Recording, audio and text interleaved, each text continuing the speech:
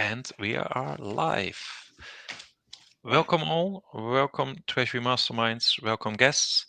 We're here with the second Treasury Masterminds webinar, the first one for this year. And we're happy to present Nilus as sponsor of this webinar. And we're going to talk everything TMS today, the right fit, mastering your TMS match for Treasury Success. Very important topic for treasurers. Choosing a TMS is more important than ever. Choosing the right TMS is crucial to a critical treasury function and a critical treasury technology. My name is Patrick Kunz. I'm the founder of Treasury Masterminds and Pecunia Treasury and Finance. I will be your moderator today. I'm happy to present two guests, Matt and Jeremy, who are going to introduce themselves in a bit. Few housekeeping. If you have questions to us, there's a possibility, there's a chat. Please post your questions in the chat and we will address them. We have some time reserved at the end, but I'll definitely try to incorporate your questions during the discussion. If you don't have questions, I have many for Matt and Jeremy, so we'll perfectly cover there. And if you have anything, post them in the comments. We're happy to read that. So without further ado, let's start. Jeremy, can I give you the floor to introduce yourself in 30 to 60 seconds? Certainly. Good morning, good afternoon, good evening to everyone. My name is Jeremy Reedus. I get to serve as the Vice President and Global Treasurer of Varel Energy Solutions. I've been in Treasury for the better part of 2 decades, and I have grown up in this industry, predominantly in oil and gas, and I have a little bit of chemical background as well. Treasury, like many of you, I kind of fell into it, and it's probably the best thing that's ever happened to me from a professional standpoint. I have a number of years of working across the globe. As a matter of fact, my last couple of positions have been multi-billion-dollar companies. And so it has been a heck of a ride. And anyone who has been in Treasury for any amount of time can definitely attest to that. So I've been in positions where I've been eating from hand to mouth. And then I've also been in positions where I've been living off the fat of the land.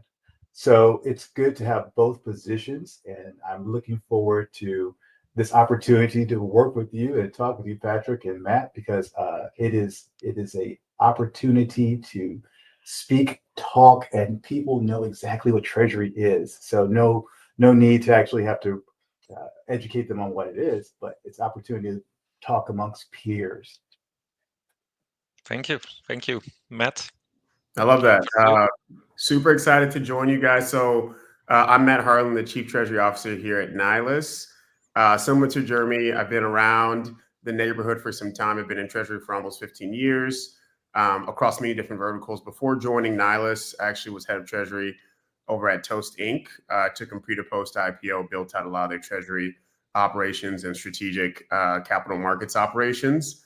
Prior to that, I was at Samsara, a leading IoT company in the Bay, where I led Treasury there as well. And I've been working in banking, life sciences, and many other verticals. But I'm super excited to be with you guys today. I think the topic at hand is actually quite rich, and it's very important. I think when we think about Treasury automation, we also think about AI. It's important to kind of demystify what that means and to actually walk it through very methodically. What are the capabilities of a system? How can it help you in understanding truly what the value add is? So Nilus is a treasury management platform. Quickly, we are segmented in 3 parts. The first part is data aggregation, and that's where we connect into the bank, the ERP, multiple different data sets to bring everything uniquely into the Treasury platform. The second one is our data enrichment layer, and that's where we're able to make the data make sense. So we're able to add in unique information to help you understand when invoices are going to settle, et cetera. Counterparty limits, understanding exposure of FX. And the third is our strategic insights layer, and that's where we're able to use AI to help you move efficiently across all of your workflows, both forecasting, positions, et cetera. The TMS market has gone through a bit of a renaissance, and Nilus is kind of positioned as the leader in the next-gen TMS space. But Patrick, excited to be here with you. I think this is a great topic, and I'm ready to dive in. Very good, very good. I'm excited to have you here as two experts, both sides of the table, to really discuss. And by the way, it's okay to disagree with each other. Have a discussion. Let's discuss. Let's dive into it. First question is for you, Jeremy. Straight to topic. Why choosing the right TMS matters. I get that question quite a lot asked as a consultant. Does every treasurer need a TMS or should even have one? Um,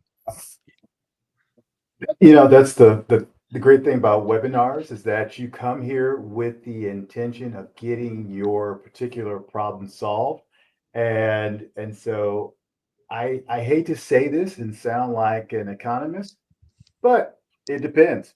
It's it's the truth of the matter. It really does depend. And I will say it depends on the complexity of your system, of your structure, of your treasury structure. I started my career with a small shop, myself and the treasurer, and we were able to work off of just the platforms of the banks. We only had two major banks, and so working off their platforms, their proprietary systems, no worries whatsoever. I've also been in a very complex area where we had over 60 different banking relationships globally. And there were so many nuances where you're stuck with individual country banks that you must keep a bank presence here and so forth. So, and when you have and let's be clear about it, I'll be clear about it. Treasury, since there is such a misunderstanding of what we do, you're not going to get those resources all the time to be able to continue to just look at it from a banking platform perspective. So you're going to have to work smarter, not necessarily harder. So, long-winded way of answering your question. It really depends, and so every person needs to understand exactly their structure. I'll put it this way, analogy-wise: we're all the Men in Black. We all have our own same. We have the same directive, the same objective, but our needs have to be tailored. Our suits have to be tailored to us. yeah. And guess what? You're going to be Will Smith. That's not a bad thing. Good, good. But you're saying there's a correlation between the more banks you have, the bigger the need, the use case for TMS, really, right? Absolutely. Makes sense. Makes sense. Matt, you've been in Treasury. You've been a treasurer yourself years ago. The TMS market was quite different then. Yeah, you had a few niche players, big players around. TMSs at the beginning were for the elite few because they were expensive, hard to implement. Much different market now. You've seen it changed. You're on the other side now. Um, so selecting a tool is much more difficult now. So why is it more critical today? How's the environment different than decades ago? And how the hell do we make a choice? Yeah, it's a wonderful question.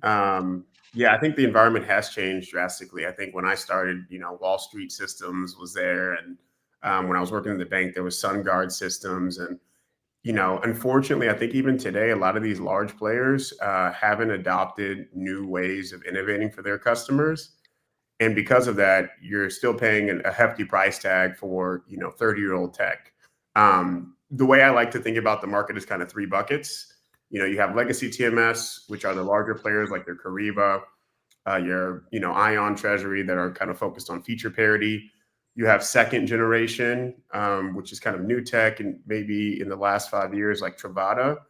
And then I think the next generation, the next bucket is next gen TMS, which are companies like Nilus that are using AI, that are using quick implementation methods, multimodal connection points, and what I would consider platform agnostic, meaning you can connect multiple different platforms, expense platforms, order to cash platforms, not just the ERP and the bank, but all in service of helping us understand Treasury. And let's be honest, Treasury sits at the nexus of finance. Nothing happens without it passing through Treasury. And so our system set is much different than accounting. It's much different than FP&A, and it's evolving actually at a pretty large rate, depending on the vertical that you're in. And so because of that, you need to have a system that is flexible enough to scale with your operations, but also scale with your industry as new data becomes relevant. You may want to use headcount from the CRM. I'm sorry, from the HRIS in order to help forecast your payroll. You may want to use information from your CRM before you get to the billings forecast to help understand where collections is going to be. So Treasury is becoming more sophisticated.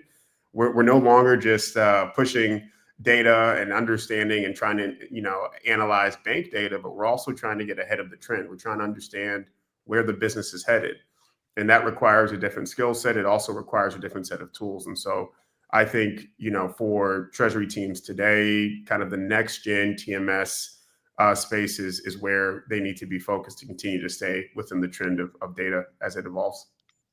Yeah.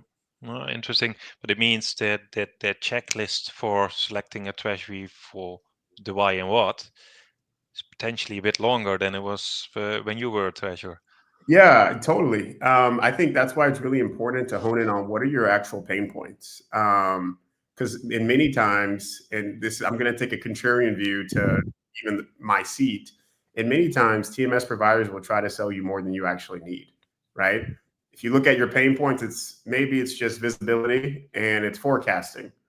Do you actually need debt? Do you actually need, do you actually need hedging? Are you actually hedging? And so I think it's really important for the practitioner to have a clarion view of what is the problem that I'm trying to solve. If I get a TMS, what is my implied ROI for my time and my team? And how is this system going to help me not only automate, but help me continue to remain efficient with my workflows? I think if we could answer that question, it makes the selection criteria a lot easier. I think the issue is because we don't know what we want, we have a laundry list of an RFP and we go through months and months and months of talking to the same providers, but it's really not clear. But I think if we have a clear understanding of what am I actually trying to solve for myself, and is there a solution that can plug directly into that, I think it actually makes the selection of a TMS provider a lot easier. Yeah, no, makes sense. Makes sense. Let's stay with these pain points. Jeremy, you've mentioned one, the cash visibility, multiple banks. I've seen clients with actual bags of login tokens, these little machines with banks, very cute bags. A TMS can solve that, but that's just bank visibility. What other pain points have you seen solved by a TMS? Well, I go back in years. I remember one of my CFOs said once upon a time, if you don't know where your cash is, then you need to update your resume. And that is true. And so it always will come down to transparency. It will always come down to knowing where your pockets of cash are. Because as quite frankly, there is no one who's staying up 24 hours a day. So for me, at my current position, I do have to actually identify what's going on in Far East Asia, in Dubai, and chasing the sun. So I need to be able to pay attention to that. In my prior role, I actually was a director of the Western Hemisphere. So knowing what's going on in the different jurisdictions, I had, like I said, 90 different non-core banks that we had. I needed attention to. And so being able to make payments, to be able to identify, okay, we have this much excess funds. What do I need to do? I need to invest them and maximize them. Let's be honest, that Treasury sometimes is looked at as a cost center. And so sometimes you have to be able to change that narrative and say, well, hey, look, here's the interest income I've presented. I've identified, and I've started to clean up my forecasting. I've identified trends. And my TMS systems have helped with that. Also, there's costs that are not even really realized initially, like reconciliation. That is always a pain point.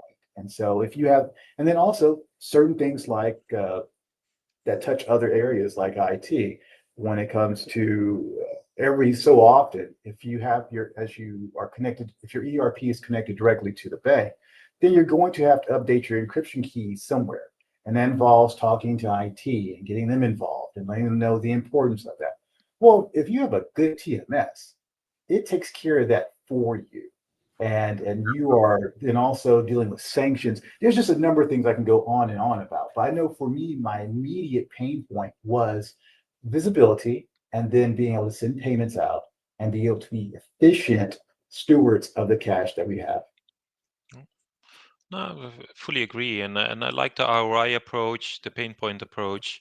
If you take a combination of both, I think a TMS doesn't always have to be a full positive ROI. If it solves pain, there's ROI in that, and not only monetary value, and it can be a second, third, fourth step of the TMS. Love it, Jeremy. Thanks. Back to you, Matt. You must see many RFPs coming in from treasurers. You already touched upon the framework, focus on your pain points. I don't think all treasurers do that. You must see many mistakes that treasurers make when doing RFPs or evaluating a treasury system. Let's focus on the mistakes. What do you see? What can be done better? Real valuable, tangible advice here. Definitely. Yeah. I think maybe to help contextualize, I think there's a thought or a premise that simply automation is enough. And as they get into it, they're like, actually, I wanted to do this and I want to understand where the strategic value is. Going back to Jeremy's point of really helping to kind of move the needle from cost center to profit center, helping Treasury be more strategic within the seat. And so I think a lot of times when we're talking to customers that have an RFP, that it's following a very kind of structured set of questions. Sometimes they get it from a bank or they get it off of Google. In many cases, it's actually missing the real strategic value of why you need a TMS, which is, can it actually help me avoid risk? We have a policy for counterparty exposure. Does the system actually help me track that? And so there's deeper level questions, I think, that aren't always presented until you actually get into a conversation with the customer. And I think a lot of times the process can move quicker if we think about kind of, taking a step back and thinking about what is the strategic value that I want to bring as a treasury resource in this seat, right? How do I want to shape the company and shape their thinking about treasury? And I think when we start from that vantage point, the question set is actually quite different than RFP. So I think one mistake that is common is being too operational in thought and not strategic enough to really think about the value that the system is going to provide. Because I think a close question that's going to happen after implementation, after you get the pain solved, is going to be, okay, well, what is the value that's provided to the company? Especially in an ongoing conversation when you get into budget cuts and you get into thinking about deprecating systems, you really have to continue to show how you're going to provide value. So I think that's one. I think another one is internal alignment. I think a lot of times whenever we're talking to a customer, you talk to maybe a champion, let's say a senior analyst or an analyst that's doing the job, which is great. But let's say they don't have the right authority within the RFP process to actually make the decision. And so what happens is the team gets all excited. They found a solution they want, but they actually haven't brought in the right people internally. So I think having a multi-thread approach to bring in your CFO, to bring in your community of stakeholders that need to be part of this decision so they can kind of be along the journey with you is super important. So it's not a game of telephone at the last minute. You have to present this big business case, and now you have 30 minutes to disseminate information that you already have taken, probably a couple of weeks to be able to chew and digest. So I think that's important. And then the other thing I would say is understanding at every point of the conversation that you're having with the TMS provider, being able to understand the value that it's going to present to you, to your team, and being able to articulate that. So one thing that I like to do is I like to run ROIs, both on time, qualitative and quantitative ROIs, because I think a quantitative ROI is going to tell you what you get from a dollar exchange to purchase the system, which is important. I think the qualitative ROI is going to actually tell you kind of the hidden value that you're going to get adjacent to the purchase of the system that's going to continue to help you scale. So understanding those things, I think, early on in the buying process, especially during the RFP process, will help you make a more informed decision and will actually help you probably get to implementation a lot sooner, bringing in the right people. Yeah, no, makes sense. Makes sense. Let's stay on these requirements, and I'm looking a bit at you, Jeremy. We ran a poll on Masterminds. What's the most important selection criteria when choosing a TMS? It wasn't cost in that sense, but cost, I think, is an important criteria, and also see big differences there. Not full transparency in that market as well. But if we ask you top 3 requirements, if you're choosing a TMS, which one would it be? Well, Glad you asked that. That's a, my answer always depends on where I'm sitting. In a previous life, when I was at Saudi Aramco, well, of course, money has no object at that point. And so you can do a number of things. And it just really comes down to what problem are you trying to solve? Similar to what Matt said earlier. I'm a much smaller company. And so the things I would say that are important are flexibility slash scalability. And you have to, well, let's go back a little bit. The first rule is to know thyself. And so understand exactly where you're at in your treasury structure now. And what are the main points that are important? For me at this stage, it is going to be a transparency and global integration to be able to see when I first wake up where we're at. From a TMS perspective, it's how fast can that implementation go? Do I have the resources to be able to sustain a long, drawn out implementation? Typically, in the bigger companies, and I'll say this when we worked with Kariba, it ultimately ended up being a 10-month process, and you had to dedicate people to it night and day. You're taking people off their day jobs to actually be conformed to it, and then you have to sustain that. So you have to do a number of things to prepare for this long journey. It's not a sprint. It is a lengthy process. Well, in my former seat, we had people to spare. My current seat, not so. So it's going to be your time for implementation. It's what are my main pain points I have to address? Is this company going to address them properly? As Matt said, there's sometimes that you get sold the sun, moon, and stars. It's like buying a Corvette and then driving it through a school zone. I don't need all that. I just need a few things here. So again, it kind of goes back to your particular preference, your tailoring, but it's identifying those parts. For me, it's transparency, it's implementation time, and it is actually some cost aspect of it because no matter what happens, someone's going to look and say you're spending money because you're not a profit center.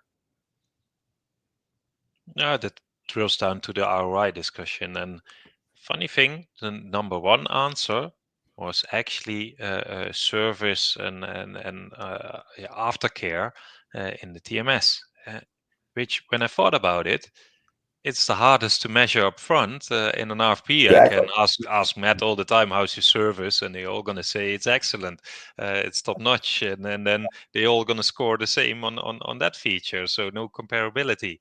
So I didn't expect that, to be honest. Matt, a few comments when I mentioned I'm service. sorry. If I could add this one Sure. aspect as well. In my prior life, we needed to make sure that we had we were rolling Kariba out through Latin America. So to make sure that you have a service provider, consultant who's able to speak the language, and make sure there's nothing lost in translation as well. So that was a item that does not necessarily need to be addressed in my other roles as well. So like I said, you really do need to tailor it to what your needs are at this very moment. Definitely. One thing I will say, just as an aside, my kids would love if I pulled up in the school line in a Corvette. So that'd be really fun.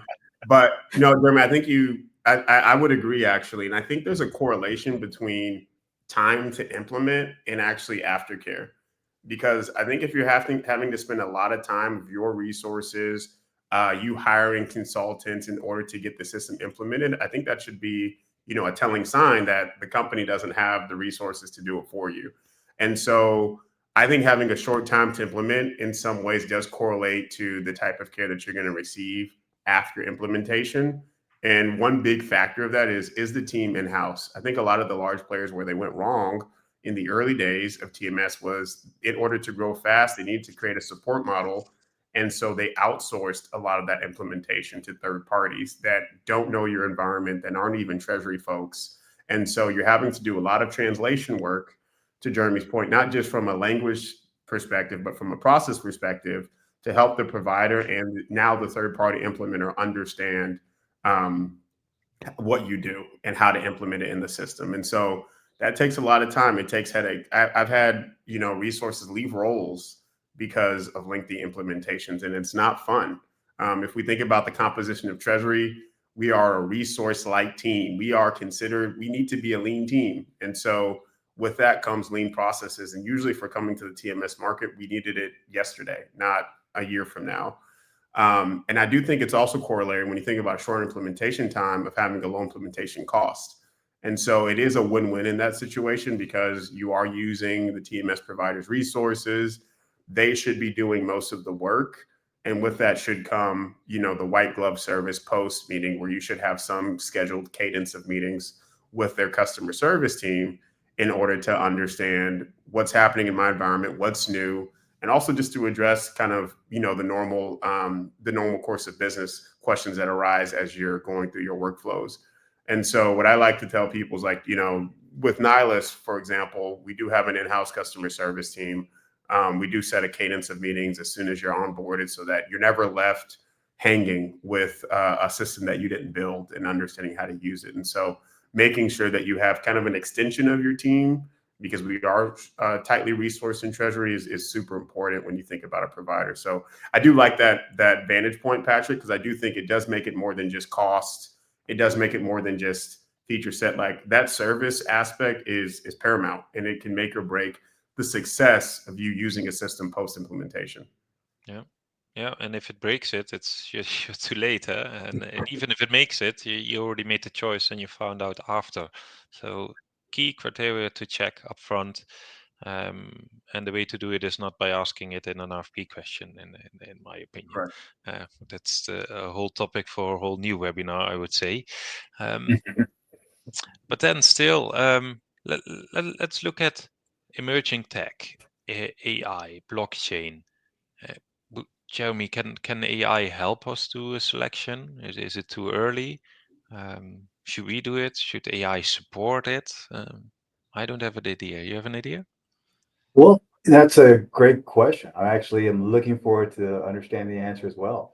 As I said, these gray hairs are functional. So I've been around for a block, and I've seen some of the your previous TMS systems come through. But engaging new technology, and let's be honest, that Treasury always is part of the cutting edge of technology and learning and being early adopters into it.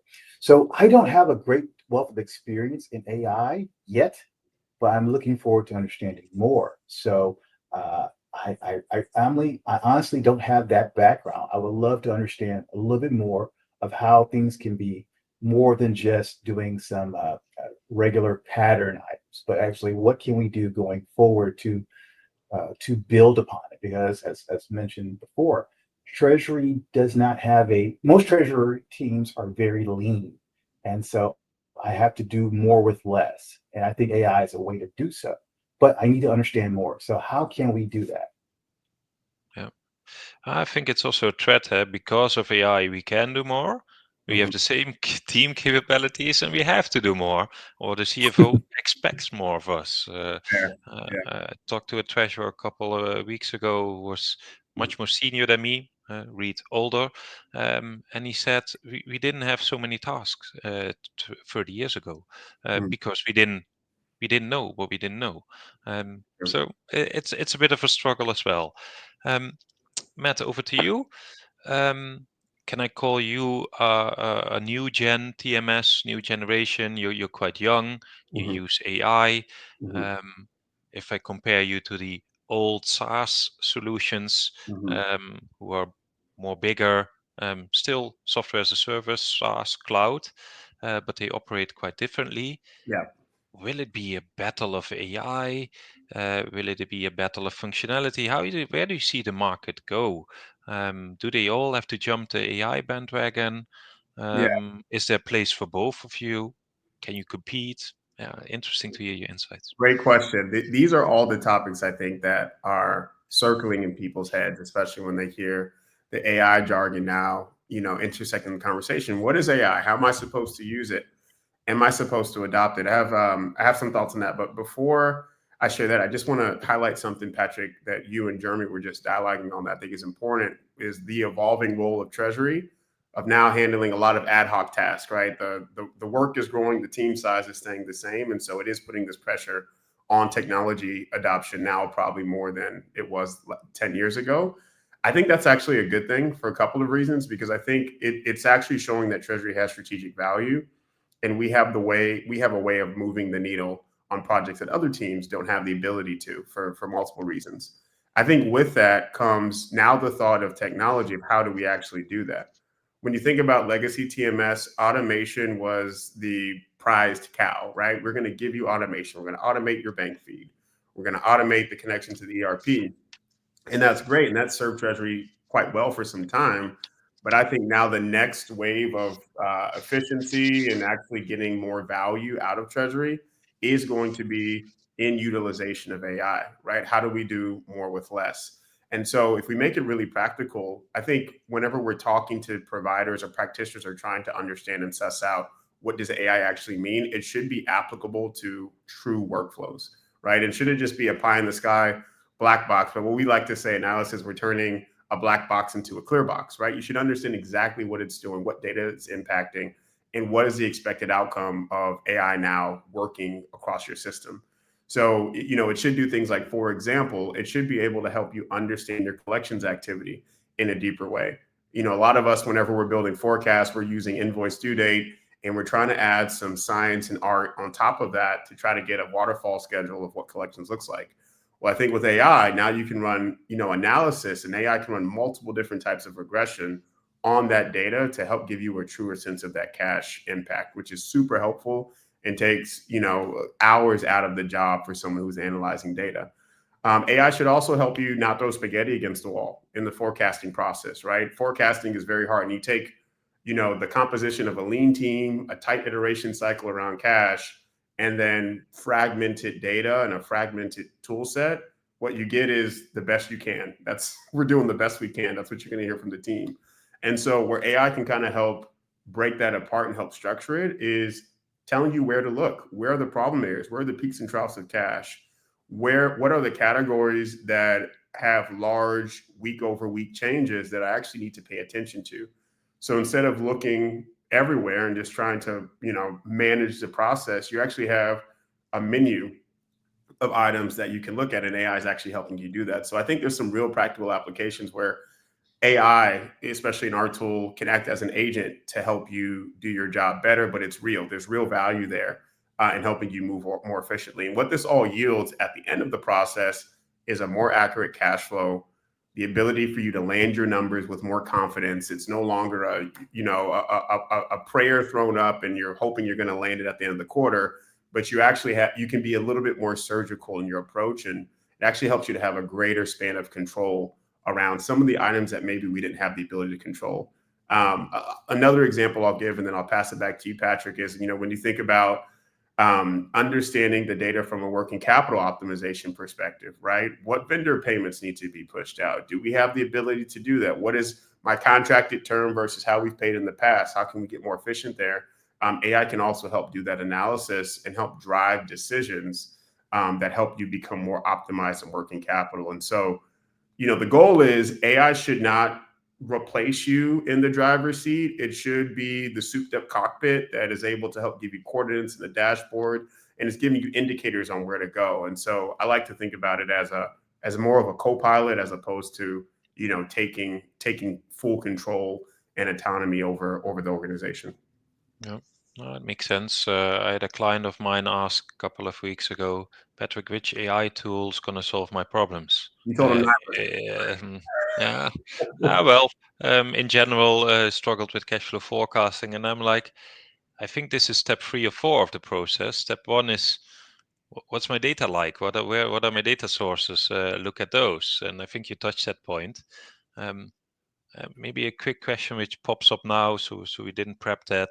Short answer: does a TMS without AI capabilities even have a future? It's a bit a bold one, but happy I'm to going hear to you. let Jeremy take that, and I'm going to say. Okay, Jeremy, good one. Nice way to punt. Hey, the answer is, does it have a future? As long as there are humans still behind the keyboard, yes. Is it optimal? That's not, you have to decide for yourself. It comes down to people's personal palate. I will say that just the human nature that we don't like change as much. The older we get, we kind of like things to be structured and tailored and pillared. But yeah, it's always worked. And don't if it's working, don't fix it. So that's a train of thought. So it comes down to personal. Who's sitting in the chair? I like to believe that it's probably the best interest to kind of change things around a little bit, just a smidgen. You don't have to be the early adopter, but you do need to stay and keep touch with the textures and tensions of the time. Yeah. But it's going fast for some treasures. The AI capabilities now of some TMSs, look back 3 years, we didn't even talk about these possibilities. Okay, Right. some use AI while it's machine learning, which is around for a while, but capabilities are huge out there, and that Yeah. makes it harder for treasurers to make a choice. I think 5 years, 10 years, it was easier to select a TMS. Okay, you needed a bit more money. Now it's more difficult. And that leads me to my next question, and I want you to answer it, Matt. You've seen both sides. Do you think the TMS market is fully transparent? I might have given my It's answer, but great question. And so I want to say it depends on the provider. I would say at the highest level, it's not.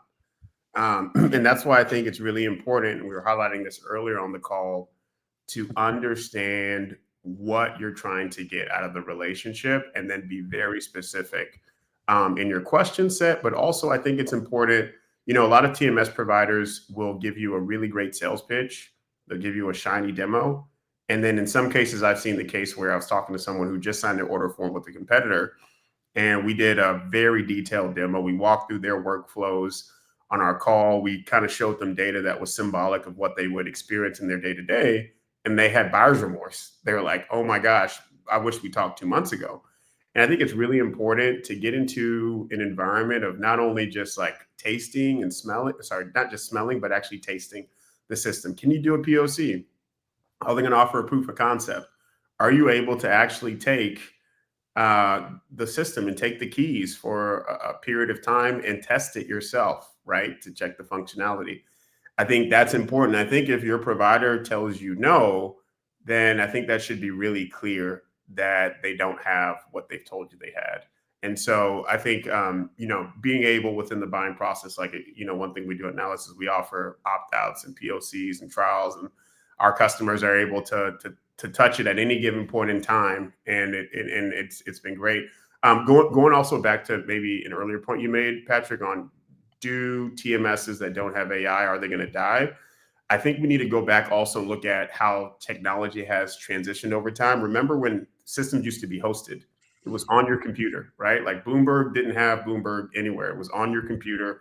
You couldn't touch it anywhere else. A lot of those systems that existed back then, whenever we transitioned to cloud, aren't here anymore. And so I think to Jeremy's point, it's not optimal. And I think maybe the writing is on the wall in terms of the timing of when those particular technology providers will be sunset if they don't transition to an AI strategy. And so I do think AI is important. I think it's here to stay, whether we like it or not. Same thing with, cloud-based technology. There's a benefit to it. And at some point, it'll be the dominant design of what we use within the industry. yeah, very interesting to hear that you, in an RFP process, in a pre-buying process, you can give the client the driver's seat already, because demos hard to judge, in my opinion. Sometimes they look more shiny than they are, or sometimes they even miss the point what the client needs, because the demo data set is wrong. That links a bit to a question from the audience, from Laurie. It's obviously linked to how fast can you go live. Okay, depends on the size of the companies. You're specifically asking for medium-sized company, addressing the basics, but still mentioning visibility, forecasting, payments, and hedging. That's 4 basics. What's a realistic time frame if Nilus would do it? I think when you look at the market as a whole, just to juxtapose the answer, usually if you're going with a legacy provider, it's going to take multiples of months. That's baseline. Unless the technology changes, nothing is going to change there. Everyone knows that. That's kind of known information in the practitioner community. When you think about next-gen TMS, like companies like Nilus, for example, we implement, I can't speak for every company, but we implement in under 10 weeks. And so that is our timing. That's what we kind of manage to. And that's our goal seek whenever we're onboarding a customer. And that's full implementation across connecting banks, connecting data sources, and even giving you the training and the keys so that you can be proficient and you can be onboarded to go to do what you want to do. But I do think to contextualize that answer a bit, it does also depend on what the customer is trying to do. So we do have some customers that say, hey, I have 5 banks. I want to connect the banks and I want to be able to get positions and cash flow forecasting. We can do that in a manner of a week. Bank connectivity can be within 2 days because we have a multimodal approach, which I don't want to get too much into, but we have a multimodal approach in how we connect to banks. And then it's just a matter of onboarding. But because our forecasting tool feels a lot like Excel, usually the onboarding process is very quickly because we're all used to use Excel. And now it's just a matter of having it supercharged by AI and connected to real data sources. So I think it depends, but I think for us, the longest time is about 10 weeks. And that's why I think as the market is progressing to adopt new technology and utilize AI, having a provider that is there on that right side of the spectrum is important and actually is going to be a cost factor for you when you think about implementing a system, and also a time factor for your team. Yeah, no, it makes sense. Jeremy, we've talked about checklist. We talked about pain points. Let's talk about the unexpected things that happened in your experience during an RFP, during TMS selection. What can go wrong? What happened? How did you address that? But let's talk about the negative side of it, where others can learn from. Those darn humans, that's the number one thing. As we get closer to AI, there's the human element. So, as I said before, that there is a lengthy time for implementation, and life happens while you're making other plans. So, some of the people, stakeholders, some people have been along for the journey may fall off due to attrition, due to usually bigger and better things. Someone's moved on to another company and so forth. And so you have to replace the people along the way. And so you need to make sure that that brain trust is still there and still being communicated. It is unexpected challenges are you find out that, oh, this ERP we've been depending on is not compatible. We didn't do a full interrogation of our system.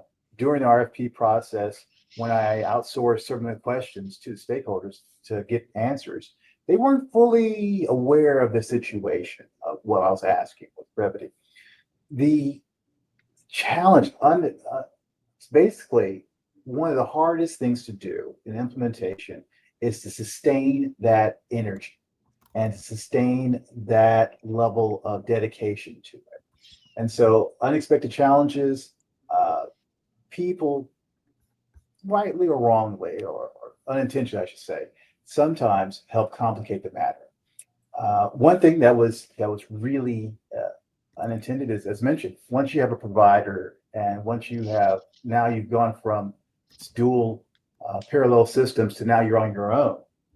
Someone didn't test on your side properly, and so now you're trying to troubleshoot, to solve things that you should have kind of taken care of during the immediate aftercare. So I will say that there are a number of things, but it comes down to being consistent as a practitioner. How are you maintaining it, keeping the end in mind, and always striving to make sure that you are on pace? Because at the end of the day, this is your baby. And throughout the entire organization, they're going to look at this TMS as either a success or failure, depending upon how well you have done in bringing it to the company. Yeah. So bottom line, a TMS selection and implementation, it's not a side quest. It's the main storyline. You need a project manager, full focus. Best not an external consultant who does a full implementation, maybe advice, internal team, and you need the capacity. I think that's that's as well important. Even though Matt, you rightfully say you support as well from your side, but I think there needs to be buy-in on the Treasury team. Totally. Of course, there's buy-in. They want the TMS, but capacity, and not only Treasury team, IT team, ERP team, that will make or break a project. At least that's what I've seen. On that, the final question from Laurie.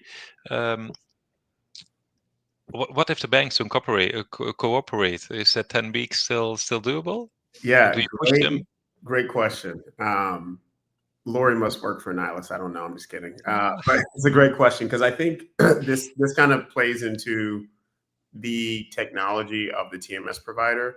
So because we use a multimodal approach, like we're not just using SFTP, which Kyriba relies on heavily. Breaks, it's not reliable. Sometimes you don't get your positions in time. APIs, having APIs established with the banks is very important.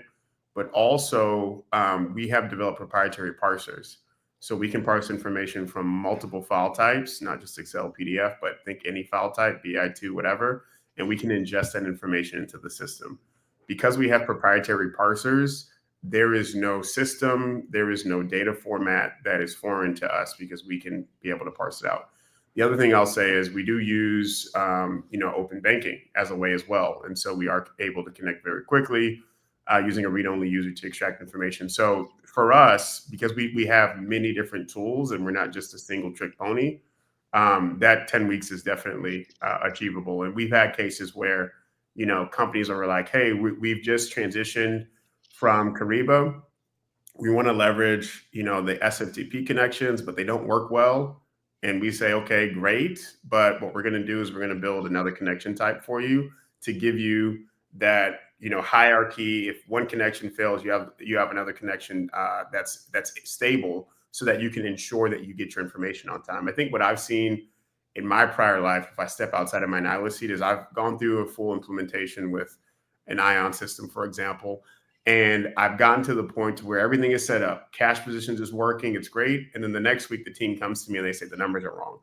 I'm like, why the numbers are wrong? They're like, well, 3 of the 10 banks, the connectivity's failed. And so we have to go back to Excel to do it manually. And nobody wants to do that. I think that's frustrating. And that's where, you have people's jobs at stake, right? Your treasury analyst, senior analyst, they are reliant on this system to be accurate because they are presenting it up to their bosses. And so I think having a multimodal approach is super important. And I think it gives credence to the timeline that I quoted. And so it's important as you're doing a TMS selection, if they give you a great pie in the sky answer on how quick it can implement, ask them how. How are you going to do it? Get very technical.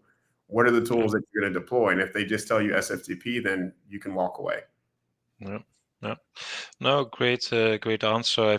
I think bottom line, you're as good as your weakest chain. And your weakest chain is often not the TMS because you selected that and you concluded that's the right one.